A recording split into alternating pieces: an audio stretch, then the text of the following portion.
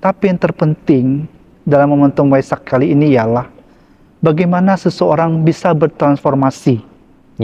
Bertransformasi dari apa? Dari yang hal-hal buruk menjadi hal yang baik. Membawa perubahan pada diri sendiri. Mengembangkan diri secara bijaksana. Dari yang suka membenci memiliki cinta kasih. Dari yang memiliki keserakahan mengurangi keserakahan. Dari yang tidak memiliki pengetahuan memiliki pengetahuan. Jadikanlah momentum Waisak ini sebagai momentum untuk memperbaiki diri kita sendiri. Dalam Buddhis dikenal adanya 3 akar keburukan. Apa itu? Kebencian, keserakahan, dan ketidaktahuan. Itu semua ada dalam diri kita. Jadi kita memang memiliki akar-akar tersebut. Nah, bagaimana? Kenapa kita tidak bisa lepas dari akar-akar tersebut?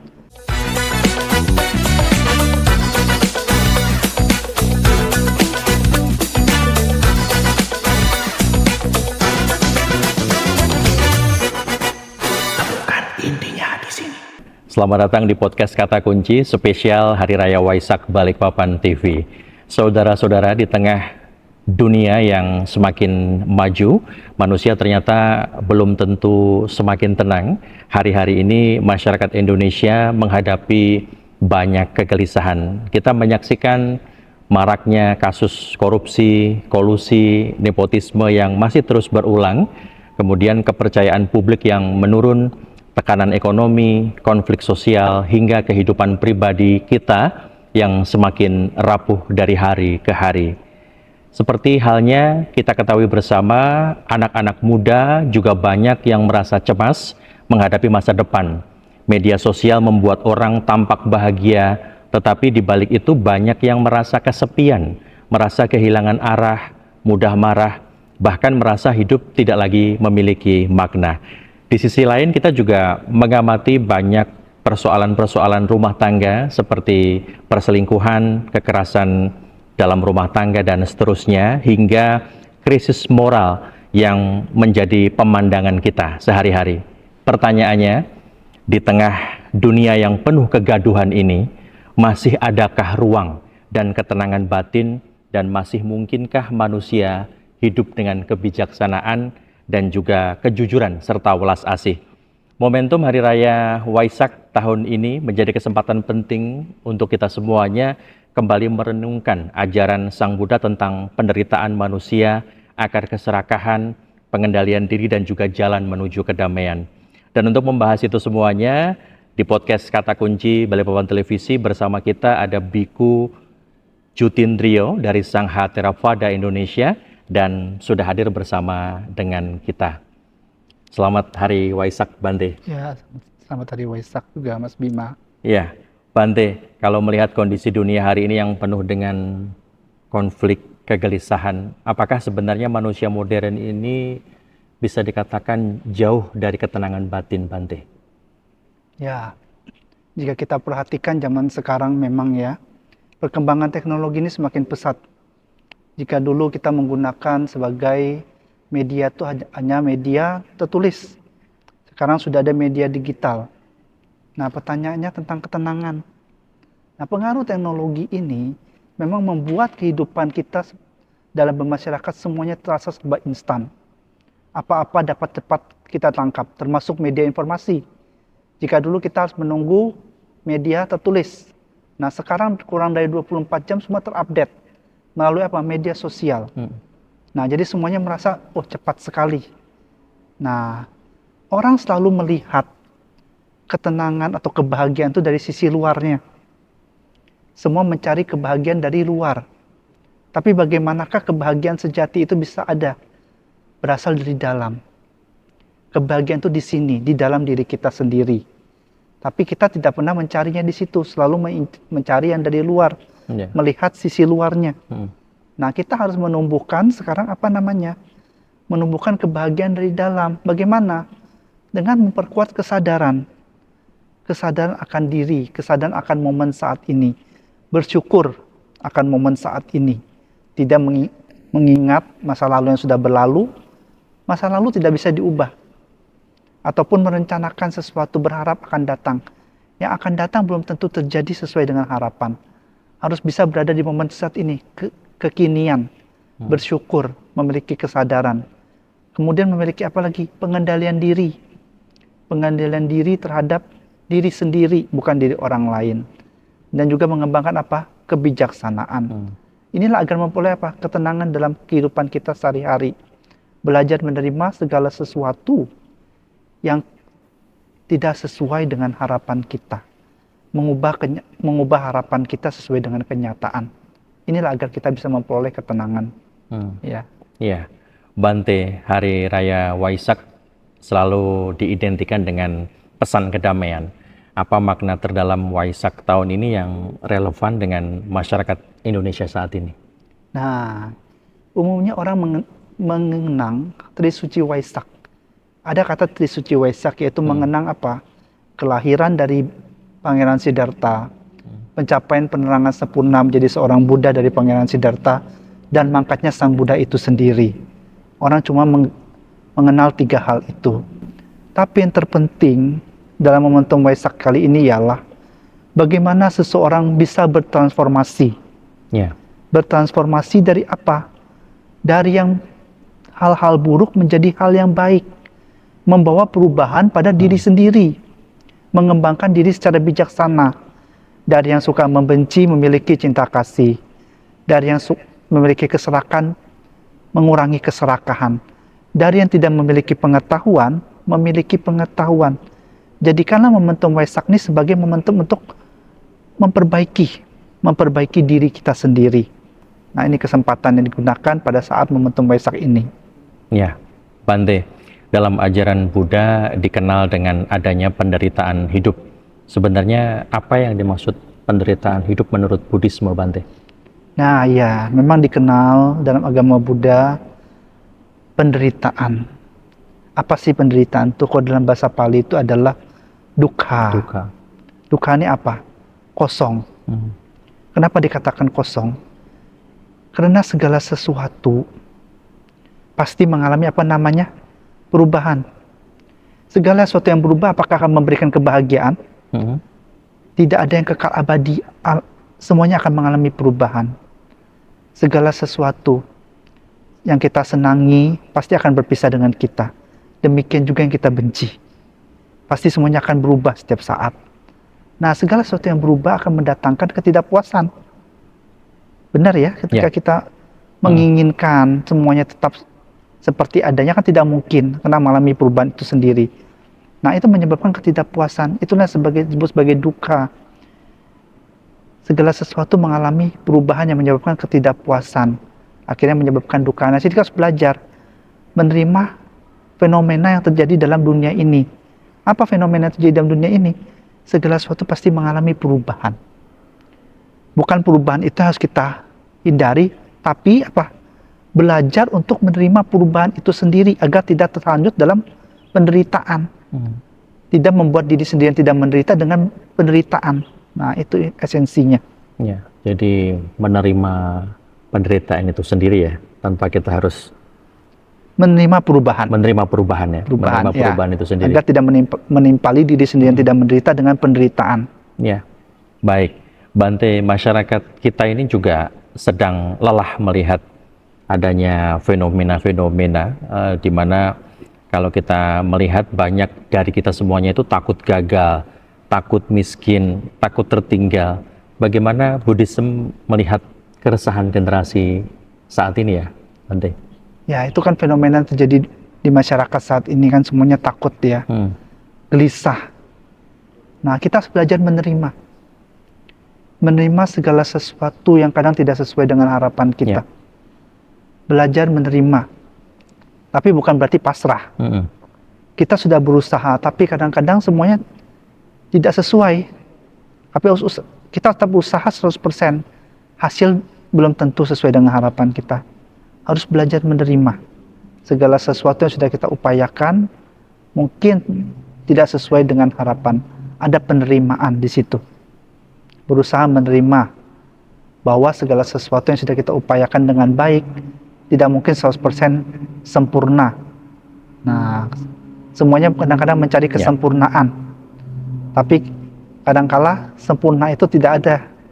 pasti ada cacat sedikit. Nah, harus belajar memiliki penerimaan, pengertian yang benar, bahwa segala sesuatu tidaklah sempurna, pasti ada sisi celahnya. Nah, itu ya. Ya, baik Bante. Dan masyarakat kita itu hari ini sangat lelah dengan beredarnya berita-berita yang kita lihat, seperti halnya masih maraknya korupsi, kolusi, nepotisme yang seolah-olah rasanya tidak pernah selesai. Dari sudut pandang Buddhis, mengapa manusia begitu sulit lepas dari keserakahan, Bante? Ya, keserakahan. Dalam Buddhis dikenal adanya 3 akar. 3 akar keburukan. Apa itu? Kebencian, keserakahan, dan ketidaktahuan. Itu semua ada dalam diri kita. Jadi kita memang memiliki akar-akar tersebut. Ya. Nah, bagaimana? Kenapa kita tidak bisa lepas dari akar-akar tersebut? Karena kita tidak pernah melatih diri. Tidak pernah mengingat nilai luhur yang ada dalam diri kita juga. Ada keserakahan, ada memberi. Ya. Ada kebencian, ada cinta kasih. Ada ketidaktahuan, ada pengetahuan. Itu semua ada dalam diri kita sebenarnya. Cuma terkadang kita mudah terkena dengan yang negatif. Sulit untuk memunculkan yang positif. Nah, bagaimana cara memunculkan yang positif? Selalu merenungkan segala sesuatu pasti akan mengalami perubahan. Apa yang berubah itu bukanlah suatu milik kita yang kekal adanya. Nah, itu sebagai bentuk pembelajaran. Bahwa apa yang kita perjuangkan ini semua akan berubah. Tidak bisa kita bawa sampai kehidupan akan datang. Nah, itu ada pengertian benar. Itu penting sekali untuk mengurangi akar keserakahan ini. Ada pengertian yang benar terhadap fenomena kehidupannya ini. Ya. Ketika seseorang melakukan korupsi, ini karena kebutuhan hidup atau karena nafsu manusia yang tidak pernah puas, Bante? Nah, ini berhubungan kembali dengan yang poin sebelumnya. Korupsi ini apakah tentang kebutuhan hidup atau nafsu? Iya. Kebutuhan hidup pasti ada. Tapi apa yang melatar belakangi sebenarnya? Dorongan dari mana? Ya. Dorongan dari ketidakpuasan itu sendiri. Ketidakpuasan atas apa yang ia miliki, atas usaha yang ia punya.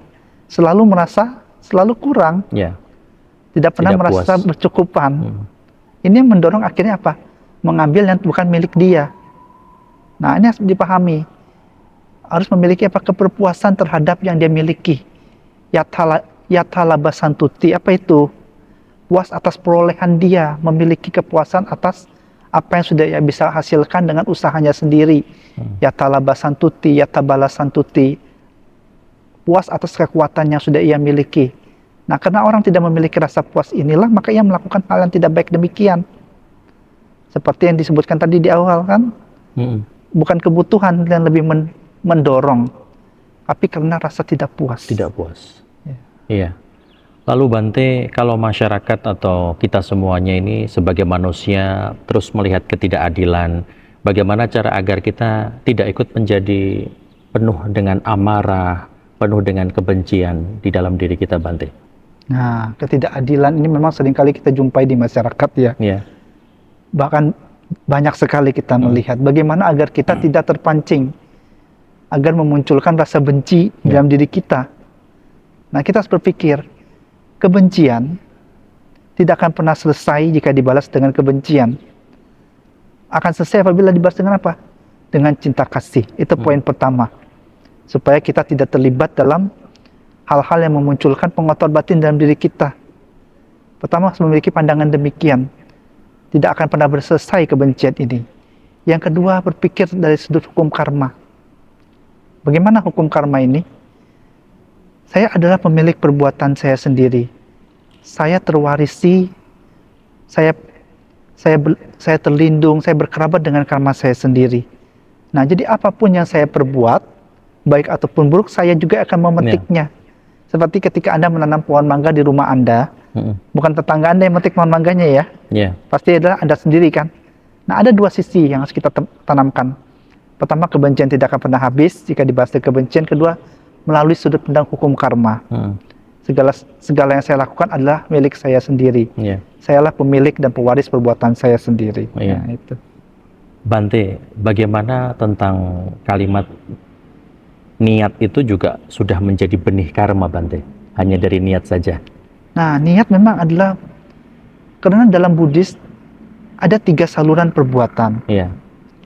Yang umumnya orang cuma melihat perbuatan itu dilakukan melalui tindak laku. Mm-mm.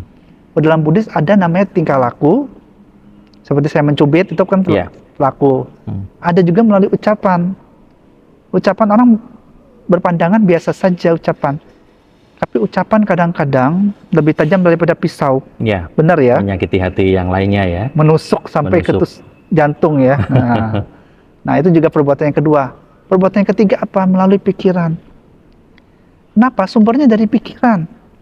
Anda bisa berucap kasar, bahkan tajam pisau, Mm-mm. bahkan bisa memukul orang. Itu kenapa? Dari pikiran. Iya. Nah, itulah niat. Bukan berhati-hati terhadap niat Anda. Niat Anda mau memberi atau niat Anda mau menyakiti. Nah, itu dikatakan sebagai niat. Baik Bante. Ini kita juga menjawab keresahan masyarakat luas. Kalau kita melihat hari-hari ini juga selain korupsi, kolusi, nepotisme tadi, ada fenomena lain yang tidak berhenti, yaitu tentang perselingkuhan atau keretakan rumah tangga yang semakin sering terjadi. Menurut Buddhism, apa yang membuat manusia ini hilang kesetiaannya, Bante? Nah, kenapa bisa hilang kesetiaan? Anda harus lihat dulu niat awal Anda menikah. Niat awal Anda menikah untuk apa terlebih dahulu? Nah, harus introspeksi di awal ya. Niat awalnya apa? Kemudian orang umumnya melihat rumput tetangga lebih hijau daripada rumput sendiri. Nah, itu yang membuat merasa tidak puas dengan pasangannya. Merasa pasangan di rumah ini selalu kurang. Padahal pasangan Anda sudah sangat baik. Anda tidak bisa melihat itu karena Anda melihat apa? Sebelah lebih hijau daripada tempat saya. Nah, itu penyebabnya tidak ada rasa kepuasan, selalu melihat segi luarnya. Bagaimana supaya memiliki rasa keberpuasan? Supaya tidak ada perselingkuhan, harus memiliki rasa keberpuasan atas yang sudah ada. Dan ingat kembali, motif Anda menikah untuk apa? Nah, ini untuk menghindari rasa tidak puas, agar tidak selalu melihat tetangganya. Kemudian ingat apa? Ingat sila, pengendalian diri. Tidak melakukan perbuatan asusila. Nah, itu harus diingat, dipegang. Keberpuasan, ingat motivasi awalnya. Ingat pada pengendalian diri, tata kebiasaan baik sila itu. Terutama sila ketiga. Tak melakukan perbuatan-perbuatan asusila. Yang membawa apa? Kerugian. Kerugian bagi siapa? Diri sendiri, keluarga terdekat. Nah, ini dia. Harus diingat 3 hal ini. Ya, baik Bante. Kemudian banyak orang juga menjawab pertanyaan hidup merasa semakin hari semakin kosong. Meskipun secara materi lebih baik, tapi kenapa manusia modern tuh kini justru sering bisa dikatakan kehilangan makna hidupnya, Bante? Nah, ini dia. Seperti pertama kali tadi dibuka, manusia dalam dunia modern ini sangat cepat sekali pergerakannya sekarang. Iya. Terutama apabila kita lihat dari segi media informasi. Informasi zaman dulu, 1 hari mungkin baru keluar besok pagi dalam media koran ya. Sekarang tidak sampai 1 jam mungkin sudah langsung viral di media sosial. Nah, orang merasa apa? Saking cepatnya ini kehilangan jati diri, kehilangan makna hidup nih. Apa sebenarnya makna hidup ini? Nah, harus mempertajam rasa syukur terhadap kita hidup ini. Berada dalam hidup kekinian. Tidak memikirkan masa lalu yang sudah berlalu. Tidak juga merencanakan masa depan yang akan datang. Yang belum tentu terjadi. Harus berada di momen sekarang. Hari ini ya, Tante ya. Saat ini saya sedang apa? Agar tidak apa? Agar memiliki makna dalam hidup ini. Saat ini saya sedang apa? Saya sedang berbicara. Berbicara, ada perhatian tidak terhadap apa yang saya ucapkan? Ada kesadaran tidak dalam saya melakukan tindakan ini? Nah, itu memberikan kita makna hidup. Hidup dengan apa? Kewaspadaan.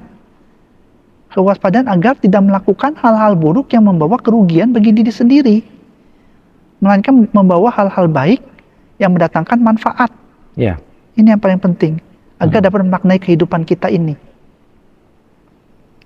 Baik Bante. Lalu bagaimana cara sederhana untuk kita melatih pikiran supaya tidak mudah stres, iri terhadap kawan atau rekan saudara yang lain, kemudian juga mengendalikan emosional yang seringkali meletup-letup, berapi-api, yang tidak terkendali, Bante? Ya, memang hal-hal buruk itu lebih mudah berkembang dalam diri kita daripada hal-hal baik. Rasa iri, rasa tidak suka, kebencian, itu cenderung lebih mudah muncul dalam diri kita. Kenapa? Kita tidak terlatih. Kita cenderung mengikuti arus yang ada. Mengikuti arus rasa tidak suka. Nah, bagaimana cara melatih kita agar terbebas dari hal tersebut? Terbebas dari hal-hal yang membuat iri hati, stres, apalagi tadi Kebencian, amarah, emosional. memunculkan kesadaran. Sering bertanya pada diri kita, sedang apa saya saat ini? Sering bertanya, sedang apa saya saat ini? Ditanyakan. Supaya apa? Supaya kita ingat. Ngobrol sama diri sendiri ya, Bante ya? Bukan, semacam bertanya. Sedang apa saat sedang ini? apa saya saat ini? Kalau kita ngobrol kan ada interaksi dua, ada jawab-menjawab ya. Ya. Nah, ini bertanya, sedang apa saya saat ini? Untuk apa? Memunculkan kesadaran. Ya. Kesadaran, jadi istilahnya itu berpikir sebelum bertindak.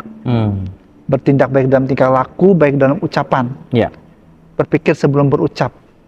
Karena kadang-kadang orang yang sudah terlalu emosi, ucapannya apa? Nggak baik. Bahkan kebun binatang bisa keluar. Ya. Nah, tapi kalau dia bisa mengendalikan pikirannya dulu, berpikir dulu sebelum berucap, dia bisa mengendalikan, memiliki apa?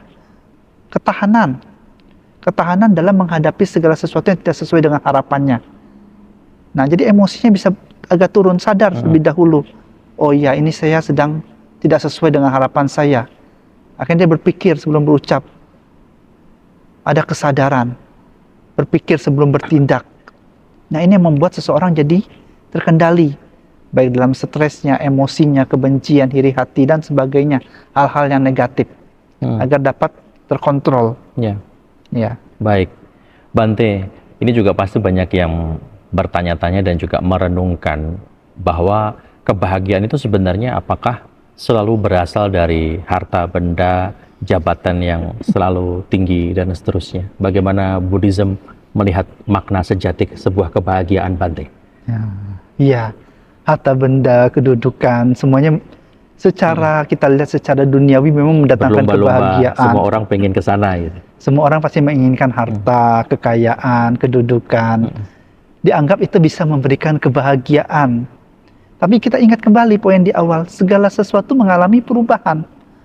Harta, kedudukan, itu pasti akan berubah. Tidak bisa kita bawa selamanya. Kedudukan itu pasti akan kita tinggalkan. Bahkan harta yang kita miliki, yang kita usahakan dari pagi sampai malam, suatu saat harus kita tinggalkan. Tidak bisa kita bawa sampai kubur. Ya. Nah, jadi apa tadi pertanyaannya? Apakah makna sejati dari Buddhism melihat kebahagiaan? Kalau secara umum kan semua orang kalau jadi kaya, punya jabatan tinggi, harapannya pasti akan bahagia. Ya. Lalu kebahagiaan yang sebenarnya ini seperti apa, Bante? Ya, tadi diuraikan kebahagiaan di luar itu tidak bisa bertahan lama, tidak kekal, tidak bisa dibawa. Apa kebahagiaan sejati yang kita miliki? Cinta kasih. Semuanya dari dalam. Cinta kasih, welas asih, kebijaksanaan, pengendalian diri. Inilah harta yang bisa kita bawa. Kebahagiaan. Kebahagiaan dari cinta kasih. Apa? Memiliki banyak teman, pengendalian diri, tidak memiliki banyak musuh. Itulah yang bisa kita bawa. Itu bagian terjati. Kenapa? Ketika Anda tidak memiliki banyak musuh, apakah itu penderitaan? Kebahagiaan. Itulah yang disebut sebagai kebahagiaan. Kebahagiaan bersumber dari dalam, bukan dari faktor-faktor luar. Teman, harta, kedudukan, itu semua akan berlalu, tidak kekal adanya. Tapi kebahagiaan dari dalam itu lebih kekal. Ya Bante, kita mengenal di dunia modern ini dunia yang keras, penuh persaingan. Apakah masih mungkin kita bisa hidup jujur dan juga penuh welas asih seperti yang tadi disampaikan Bante tanpa kita dianggap lemah, Bante? Ya, dalam dunia sekarang yang modern ini, hal ini masih bisa diterapkan. Kejujuran, cinta kasih, dan welas asih. Kejujuran dan cinta kasih bukanlah suatu hal yang membuat diri kita menjadi lemah. Tapi itu adalah sebagai penguat di dunia yang sekarang yang sangat cepat sekali mengalami perubahan. Tanpa kejujuran, tanpa cinta kasih, dunia bisa menjadi kosong. Tidak ada saling menghargai, tidak ada saling menghormati, tidak ada perhatian, tidak ada toleransi, tidak ada pengertian antara satu dan lainnya. Ya. Ini sebagai penguat dalam kehidupan kita bermasyarakat. Tanpa ada dua hal ini, kehidupan masyarakat akan banyak pertentangan, permusuhan, dan banyak hal-hal yang tidak baik terjadi. Jadi kejujuran dan cinta kasih bukanlah suatu kelemahan, tapi sebagai penguat dalam dunia yang majemuk ini. Baik, ya Bante, melalui podcast ini, apa pesan Bante untuk para pejabat di luar sana, para pemimpin, dan juga orang-orang yang diberi kekuasaan agar seperti yang kita bahas tadi, tidak terjebak dalam keserakahan? Ya, pesan untuk para pemimpin-pemimpin kita agar selalu berpegang pada ajaran, ajaran kebenaran, yaitu apa?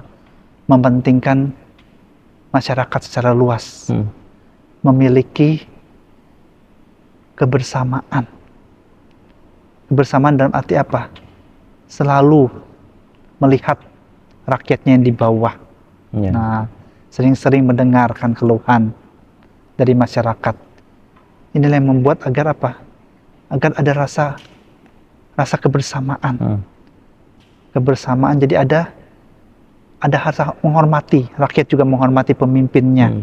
Karena pemimpin sering mendengarkan apa-apa saja yang dibutuhkan rakyatnya. Nah, ini yang paling penting. Ya. Dan juga harus memegang apa? Moralitas. Agar tidak terjebak dalam hal-hal yang membawa pengotor batin berkembang. Nah, itu saja. Ya. Dan selanjutnya ini untuk para generasi muda, Bante, yang paling penting yang harus dijaga agar anak-anak muda kita ini tidak kehilangan arah, Bante. Apa pesan untuk generasi muda kita? Generasi muda, ya, generasi muda ini kan mencari jati diri. Ada yang sudah ketemu, ada yang belum ketemu. Apa pesannya? Ingat selalu. Ingat apa? Ingat tata kebiasaan yang baik. Kebiasaan yang baiknya apa? Seperti sila, memiliki hormat. Hormat kepada siapa? Ini seringkali terjadi di masyarakat. Nilai hormat menghormati ini sudah mulai turun. Padahal kita dalam tradisi Timur memegang tinggi sekali budaya hormat ini. Nah, budaya hormat pada yang lebih tua, kepada guru. Nah, ini harus penting, sila dan kemoralan. Sila kemoralan dan juga rasa hormat harus tetap kita pegang. Dan juga apa? Harus banyak belajar. Nah, perkembangan teknologi sekarang sangat cepat. Tapi ketika Anda tidak mau belajar, Anda akan tergerus oleh teknologi itu sendiri. Tidak bisa mengikuti perkembangan zaman. Sekarang muncul ada AI. Nah, kita harus banyak belajar. Belajar banyak cara. Harus semangat dalam menjalani kehidupan agar terus berbuat kebaikan. Dan juga apa? Sebagai modal terpenting adalah latihlah kesadaran diri. Kesadaran diri atau awareness. Nah, agar tidak mudah terhanyut stres, kebencian, tekanan-tekanan dari luar tidak mempengaruhi diri Anda. Karena kebahagiaan sejati berasal dari dalam. Nah, ini pesan-pesan anak muda. Cinta kasih dan welas asih tadi salah satunya ya, Bante ya. Agar ada dalam diri Anda, tidak terpengaruhi dari faktor-faktor luar. Ya. Yang terakhir, Bante, apa harapan dan doa Bante untuk Indonesia di Hari Raya Waisak tahun ini? Ya, Hari Raya Waisak tahun ini, Waisak 2570 Buddhist Era atau tahun 2026, Sangga Theravada Indonesia mengangkat sebuah tema, yaitu menapaki jalan luhur bersubangsi bagi negeri.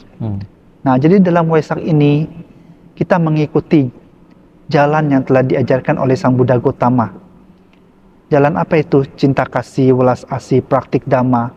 Agar apa? Membawa perubahan atau transformasi dalam diri kita dari yang tidak baik menjadi baik, dari yang sudah baik menjadi lebih baik lagi. Untuk siapa? Untuk diri sendiri dan kemudian bersumbangsih. Bersumbangsih bagi negeri ini, Indonesia. Khususnya bagi Balikpapan, karena kita sekarang berada di Balikpapan. Ya.